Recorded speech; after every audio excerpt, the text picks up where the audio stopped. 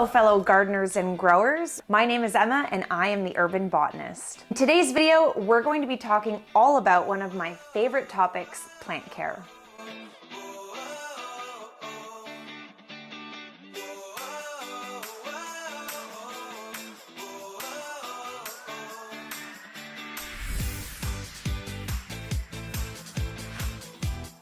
I really started getting into the hobby of indoor horticulture a few years ago. And if I had known then what I know now, I would have had a lot less casualties. So in this video, I'm going to share with you some of my top tips and tricks for keeping your indoor houseplants alive and well.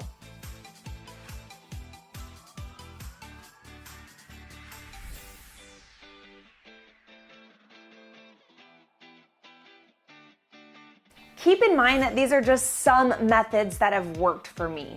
Our plants are always adapting, evolving, and adjusting to our places, spaces, and techniques. So something that may work really well for me may not always necessarily work for you. First, let's talk about watering. I really want to try and help demystify the world of watering our houseplants. It's typically where people tend to go really wrong. Are they overwatering? Are you underwatering? Believe it or not, overwatering is the #1 cause of indoor houseplant fatality. We essentially overlove or overwater our houseplants to death. When I first became a plant parent, I would just water on a particular day of the week. Wednesdays were watering days. But after a few years of trial and error, I quickly learned that there is a much better and more effective way of knowing when your plants need to be watered instead of just picking a random day of the week.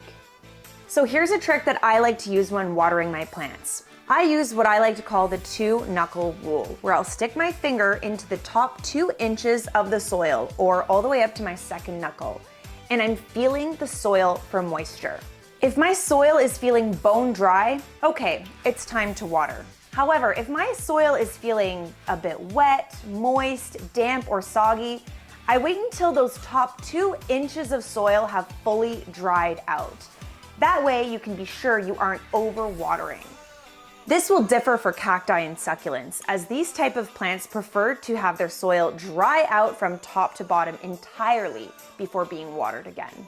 Another great way to ensure that you aren't overwatering your plants is to make sure that your plants are in pots that have drainage holes. Drainage holes are important for the health of your plants as it allows excess water to drip down, out, and away from the roots of your plants. Roots don't like to be in a constant state of moisture, and a lot of people don't realize that roots need oxygen just as much as they need water and soil. If you've got decorative pots at home without drainage holes, I recommend removing the plant from its pot when watering. Water to the point where water is generously dripping out of the bottom of your plant. Allow it to drip dry then before returning it back to its decorative pot. This is where that 2-knuckle rule really comes in handy for knowing when the right time is to water your plants. Remember that if those top 2 inches of soil are feeling soggy or moist, you're going to want to hold off from watering. However, if those top 2 inches are feeling dry, you can go ahead and give a good deep watering.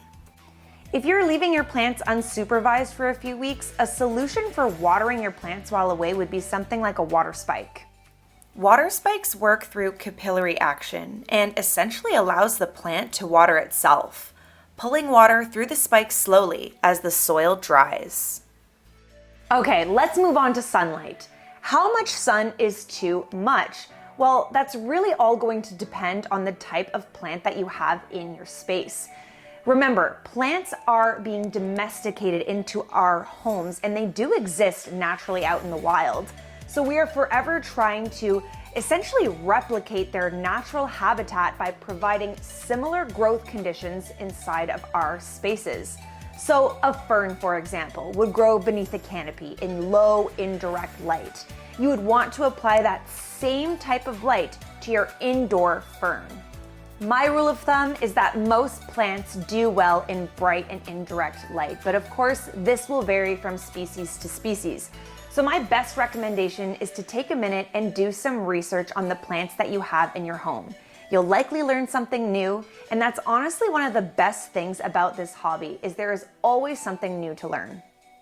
If you're in a space that has little to no natural light, you might want to consider investing in some supplementary LED lighting. It can make a huge difference for the health and happiness of your plants, especially during the darker winter months. Okay, let's talk repotting. How to repot and when to know that it's time to repot. Typically, you know it's time to repot when the roots of your plant are growing up and out of the pot, or maybe out of the drainage holes. Perhaps the plant isn't able to withstand or hold up its own weight, or maybe there's just been some stunted growth. Another rule of thumb that I like to tell people is, has it been 2 years? Typically every 2 years is how often you should be repotting your plant. So if it's been 2 years, it's probably time to repot. When repotting your plants, use fresh soil, because fresh soil means fresh nutrients, which is also probably something that your plant is in need of, not just more space. Make sure when repotting your plants that you are only ever going up by 1 pot size. Plant pots typically are measured by their diameter and go up in increments of 2. So if using a 4-inch pot, go up to only a 6-inch pot. When repotting a plant, you really want to make sure that you are selecting a correctly sized pot. Not too big, not too small. Too big of a pot can really stress your plant out and ultimately cause your plant to become overwatered if your plant is not big enough to fit inside of your pot. Some other things you can do to keep your plants happy and healthy is wiping down their leaves. Plant leaves have pores, just like our skin has, and these pores can become clogged with dust, dirt, and debris. So cleaning the leaves off not only helps with photosynthesis, but also helps with gas exchange, allowing your plant to grow happy and healthy. Regularly check your plants for dead or dying leaves and remove them as needed. This will help to prevent pests and bacteria growth. Another hack that I like to include in my maintenance routine as a plant parent is increasing humidity for my houseplants. You can try introducing a humidifier or use this simple trick that's a bit more hands-off, using a tray of pebbles filled with water. The water will slowly evaporate and provide a slight raise in humidity for those plants that need it. Well, that's all for today's video on plant care tips and tricks. If you'd like to learn more, feel free to visit the Lee Valley Tools YouTube channel, where there are tons of free videos just like this one to help you continue growing your green thumb. Thanks so much for watching, and we will see you in the next video. Happy growing!